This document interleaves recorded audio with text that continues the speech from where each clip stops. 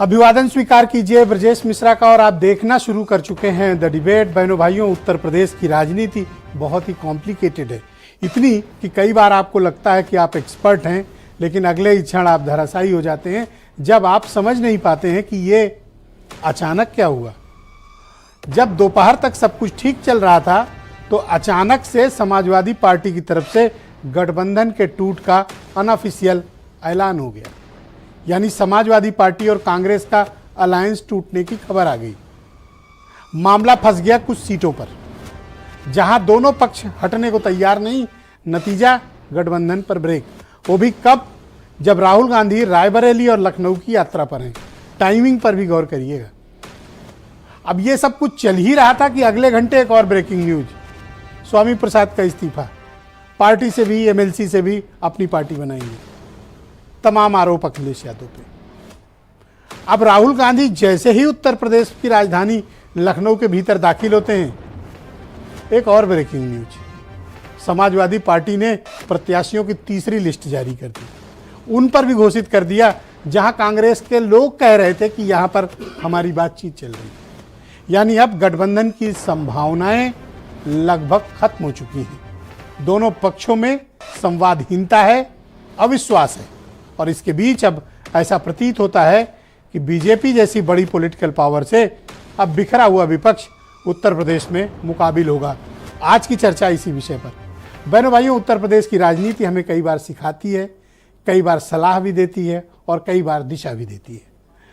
वर्तमान समय में उत्तर प्रदेश की जो राजनीति है उसमें सत्ता पक्ष और प्रतिपक्ष दोनों की चाल, दोनों की रणनीति को समझने की आवश्यकता है। एक है वो जो जीतने के लिए किसी भी हद तक जाने को तैयार, जोश, जज्बा और जुनून। दूसरी तरफ अपोजिशन, अविश्वास, ट्रस्ट डेफिसिट, सीटों के बंटवारे पर अंतिम निर्णय न पहुंचना और एक दूसरे को संदेह की नजर से देखना और एक दूसरे की ज्यादा से ज्यादा सीटें अपने पाले में कर लेना। बीजेपी से बाद में लड़ेंगे, पहले आपस में ही लड़ गए। नतीजा क्या हुआ? उत्तर प्रदेश का विपक्ष जो नवंबर तक यूं था और फरवरी के दूसरे हफ्ते तक यूं हो गया, खुल गया, अलग अलग हो गए, धागे धागे खुल गए। बहन भाइयों, अब बाद में अगर ये चलकर एक भी हो जाए चुनाव वोटिंग के पहले, लेकिन वर्तमान समय के इनके मतभेद ने जनता के मन में इनके प्रति विश्वास की भावना व्यक्त नहीं की। तब जब इनको इकट्ठा होकर लड़ने की जरूरत थी, तब अपने अपने राजनीतिक मकसदों से ये अलग हो गए और इसमें सभी विपक्ष जिम्मेदार है। जो कल तक ये दावा कर रहे थे कि भारतीय जनता पार्टी से लड़ना है, आज कुछ सीटों के लिए आपस में अलगाव कर लिए। आपने देखा होगा कि इसके पहले राष्ट्रीय लोकदल अलग हो चुका है, अब कांग्रेस के साथ सीटों का बंटवारा फंस गया। यह अहम भी हो सकता है और यह अहमियत भी हो सकती है, कुछ भी हो सकता है।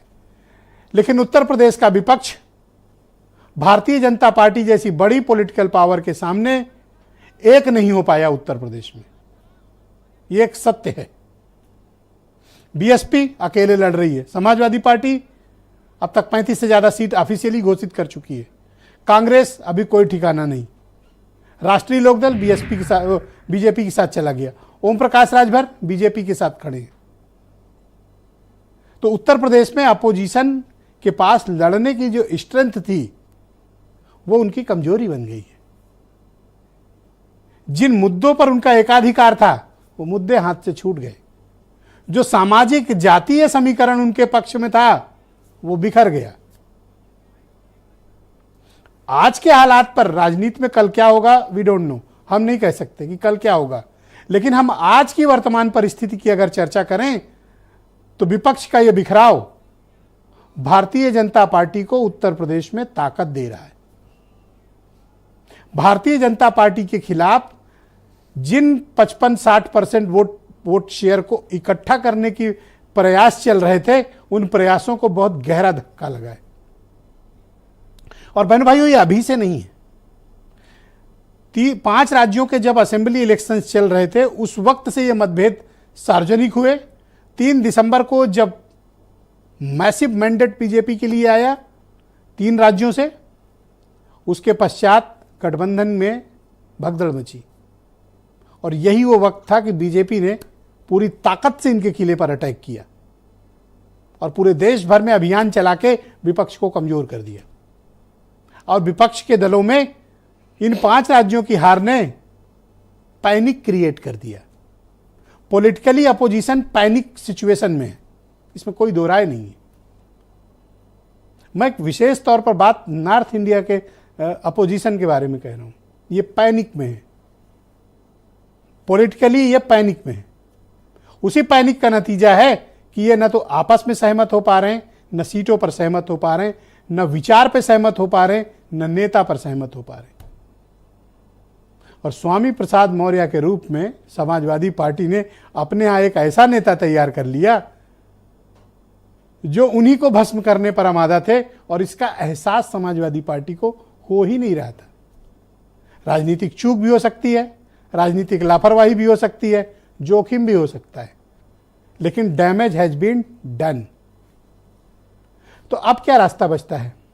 अब रास्ते बड़े कांटे भरे हैं, और कांटे भरे नहीं, कील भरे हैं। और भारतीय जनता पार्टी को टक्कर देना ऐसे कैजुअल पॉलिटिकल एटीट्यूड के साथ उत्तर प्रदेश में बहुत ही मुश्किल काम है। क्या विपक्ष वो कर पाएगा? आज हम चर्चा इसी विषय पर करने वाले हैं। आप कुछ स्टेटमेंट सुनिए, फिर आज की डिबेट को हम आगे बढ़ाएंगे। लगातार वरिष्ठ नेता बात कर रहे हैं और अगर गठबंधन होता है तो आप सबको, मैं तो मैनपुरी में हूँ क्योंकि ये क्षेत्र मेरा है और मुझे नहीं पता कि क्या डिसीजन हो रहा है लखनऊ में। समाजवादी पार्टी चाहती है कि इंडिया गठबंधन के रूप में हम लड़ें। हम भी चाहते हैं कि इंडिया गठबंधन और मजबूत हो। लेन देन का सवाल है, हर एक पार्टी को कुछ लेना पड़ता है, लेना चाहती है पर देना भी पड़ता है, तो उसमें थोड़ा समय लग रहा है। सपा हो, बसपा हो, कांग्रेस हो, इनमें भगदड़ मची हुई है। इनके पास ना नेता है, ना नीति है, ना इनकी नियति अच्छी है। 100 में 60% वोट हमारा है, 40% में बंटवारा है और बंटवारे में भी हमारा है। बहनों भाइयों, आज की परिचर्चा को हम आगे बढ़ाएंगे। आलोक अवस्थी उत्तर प्रदेश में भारतीय जनता पार्टी के प्रवक्ता हैं। सुरेंद्र राजपूत कांग्रेस के प्रवक्ता मेरे साथ मौजूद हैं। नाहिद लारी खान समाजवादी पार्टी से हैं। अनिल दुबे राष्ट्रीय लोकदल से हैं। सुशील दुबे जाने माने पत्रकार और वीरेंद्र सिंह जी हमारे स्टेट हेड। आप सभी का बहुत शुक्रिया और धन्यवाद इस कार्यक्रम में उपस्थित रहने।